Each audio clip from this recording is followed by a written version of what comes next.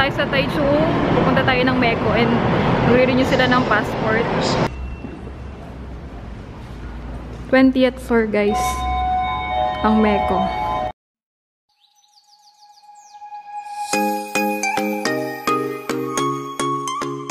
Hi guys! Welcome back sa ating channel. And for today's vlog, ikwento ko sa inyo yung karanasan ko na renew kami ng passport sa Taichung branch. So, dito sa Taiwan guys, meron tinatawag na MECO or Manila Economic Cultural Office, kung hindi ako nagkakamali. Kasi yun yung parang pinakang embassy ng bawat Pilipino dito. So, ilalagay ko na lang yung link ng branch ng MECO and Taipei. Dalawa kasing branch yun. Dalawa lang ba? Taichung and Taipei. So, yung pinakamalapit sa amin is Taichung branch. So, doon nag-renew ng passport yung mga kasama ko. So, first question guys is, ano ba yung mga requirements na dapat yung malaman sa pagkuha ng or pag-renew ng passport? So, for this vlog, inform ko lang kayo guys na ang validity ng bagong passport na nare-release nila is 10 years na. So, kung dati 5 years ngayon, 10 years na, kaya mas maganda na ngayon mag-renew ng passport. And magkano ba ang passport dito sa Taiwan? Renewal is 2,000 NT. So, mas mahal dito. Tapos, i-convert mo siya sa peso, mas mahal talaga. Pero kung dito ka talaga magre-renew ng passport, 2,000 NT po yun. And, of course, guys, new policy, kailangan nyo po mag-sign up sa kanilang scheduling online or kailangan nyo magpa-reserve ng schedule sa pagkuha ng passport. Ilalagay ko na lang din yung link kung saan pwede kayo mag-fill up para magkaroon kayo ng schedule. And, kailangan nyo din ipadalhin ang mga sumusunod na requirements para pagpunta nyo doon, ikumpleto na hindi na kayo magpapaserok. So, ito po yung sumusunod na requirements sa pag-renew ng passport nating mga Pilipino dito sa Taiwan. Personal appearance, okay, of course, kailangan personal kang pupunta doon, hindi pwedeng may representative. If the applicant is a minor, they should still come in person and accompanied by the Filipino parent. Yun. Number 2, original Philippine passport and photocopy of passport pages 2, 3, and 4. Last page and with the latest Taiwan visa entry and stamp. Okay, yun yung number 2 guys. The third one is ARC and 1 photocopy, front and back. Yung original ARC nyo guys, na i-photocopy na siya, back and 1 photocopy. Kailangan nyo siyang i-photocopy back to back.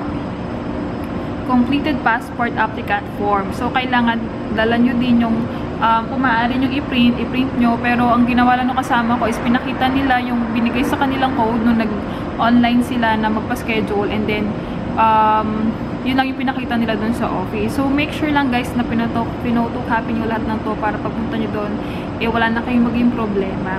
Kasi, mabilis na naman yung process na sa Taichung. And, yung experience namin guys is isingit ko na sa video na ito kung paano kami pumunta sa MECO office. Video pasok!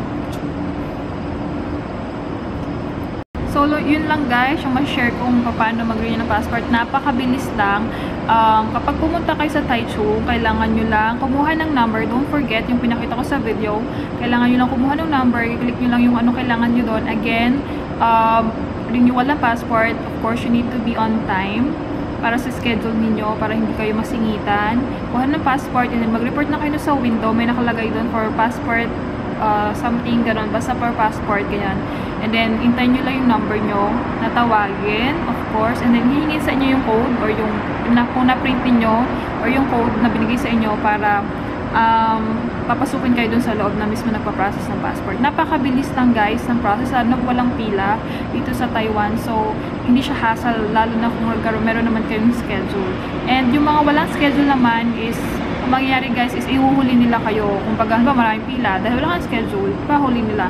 So, mas maganda is mag-schedule na kayo bago kayo pumunta. And of course, don't forget yung mga requirements. And kapag pala, lahat ng old passport ninyo, dalhin nyo. Halimbawa, pangatong passport nyo na ngayon, dalhin nyo pa rin yung una kasi kailangan pa rin yun. Katulad sa mga matatagal dito sa Taiwan or OFW, dalhin nyo po lahat yun.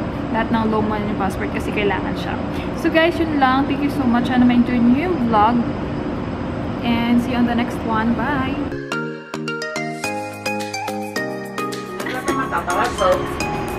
Kain guys. Pupunta tayo ng Taichung. Magre-renew sila ng passport.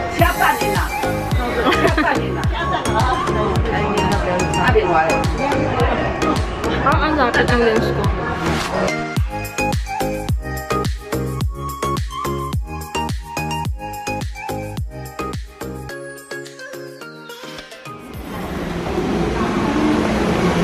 Dito rin ba tayo? Eh, kung yan tayo bumaba nun, ano?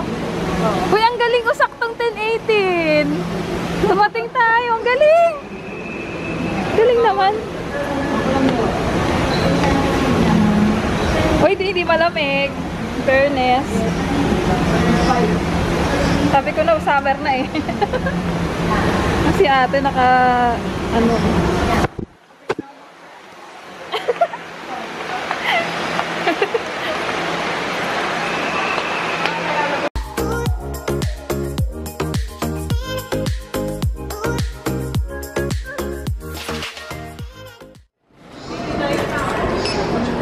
89 ang mura lang. Wow, ang ganda naman ng ano dito. Diba?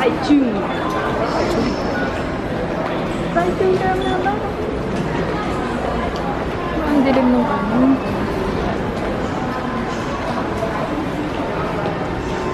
Hi guys, andito na tayo sa Taichung. Pupunta tayo ng Meko and mag-renew sila ng passport. Gamit ko yung Gorilla Pad ngayon, kaya maganda yung hawak ko nung. Ayun o, ang ganda ng station nila dito guys. So, ayan. Saan ba? Lawak. Lawak na station na, train station.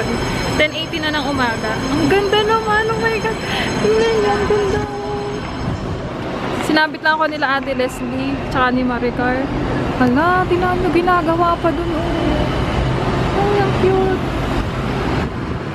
Ang ganda. Oh, ang ganda. May tutubing kabayo! Picture na natin! Oh my God! Guys, ang ganda dito. Tingnan nyo yun. Hala! Ganda pala dito. Uy, ang ganda pala dito ng ano. Tapos may ganon pa, oh. Uy, ang ganda ng tutubi. Ay, ang ganda. Ang labo naman ang ano.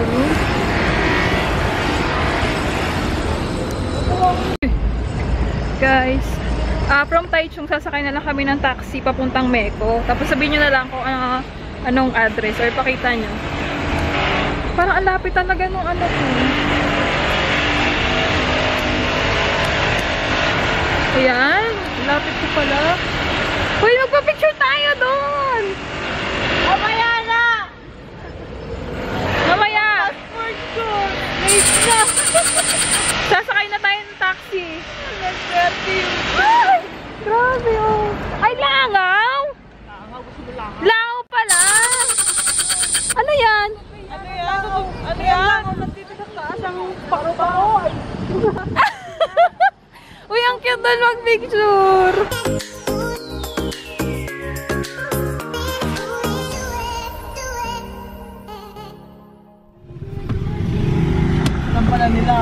Alam na. Meko lang sabihin, alam na. Magkano ano nila? Flat rate.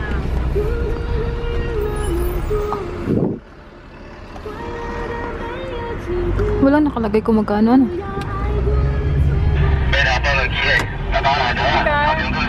Hi ka naman, Margar. Sa harapan. So guys, pag baba nyo ng ano ba naman Pina? Pagbaba nyo ng train station, meron na sa labas na taxi. Takad-takad lang kayo. Sabihin nyo lang na Meko. Punta kayong Meko. Alam na nung driver. Grabe naman mula yung mata ko eh. Go sa microscope. Kung wala kang tulog. Malamang. Ano? Wala daw akong tulog. Malamang. Karoon tayong trabaho. Ay. Ang bilis na lang gumawa ng ano.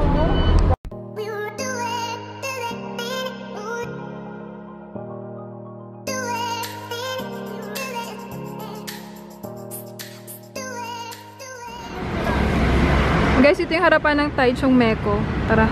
Bawal yung camera, patayin ko muna ha. 20th floor, guys. Ang Meko.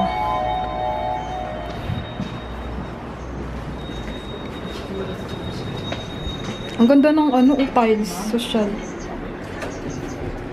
Meron pa TV. Malayo-layo ah.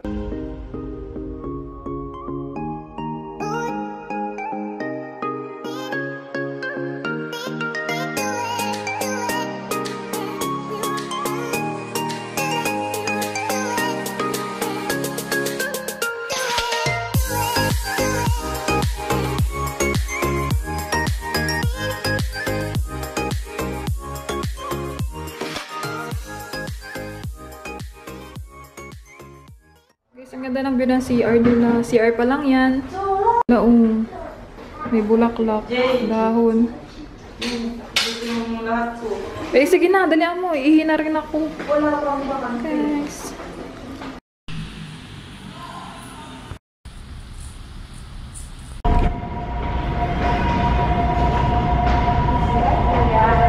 Guys, nasa underpass tayo. Punta doon sa kabilang kalsada. Tapos na kami, ang bilis lang kasi wala masyadong tao sa Taichung Meko. Tsaka kaunti lang yung mga nag-ano ng passport. Bilis lang. So, pupunta tayo sa Chungyu Department Store. 301, 304, 308 na bus yung pwedeng sakyan. Malapit lang dito. Free daw yun eh! Ba't nakalagay free yung bus? Nakalagay ba may car free?